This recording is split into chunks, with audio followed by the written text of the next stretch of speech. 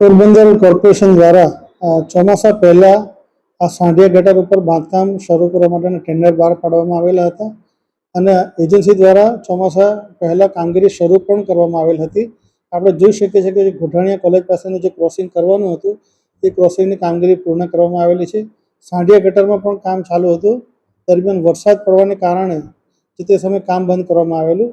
ત્યારબાદ જે પરિસ્થિતિ ઊભી થઈ એમાં એવું જણાયું કે પથ્થરની દિવાલના બદલે ક્યાંક આરસીસીની ફ્રેમ પણ બનાવવી પડે અને એના કારણે એ કામ અટકેલું છે. અત્યારે જે પોરબંદર શહેરમાં વરસાદ પડ્યો એ વરસાદી પાણીના એમાં ભરાવો થયેલો હતો, એનો સમયાંતરે નિકાલ થયેલ છે.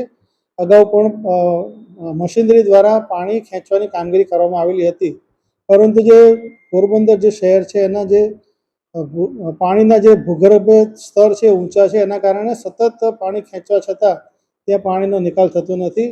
અત્યારે પણ એજન્સી દ્વારા પાણી ખેંચવાની કામગીરી કરવામાં આવનાર છે અને પાણીનો જે છે નિકાલ થયેથી એમાં બાંધકામની કામગીરી પણ શરૂ કરવામાં આવનાર છે.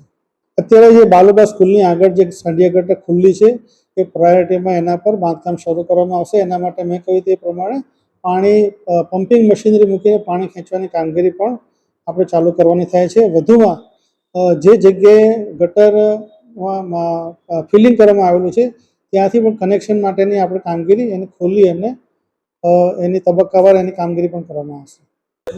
એ સદંતર ખોટી વાત છે. 65 લાખ રૂપિયા કોઈએ ચૂકવ્યા નથી. જે નવા પણ પત્ર લગાવેલા છે એનો ફક્ત 1.5 લાખ જેટલો જ ખર્ચો થયેલો છે, એનાથી કોઈ વધારે ખર્ચો થયેલો નથી.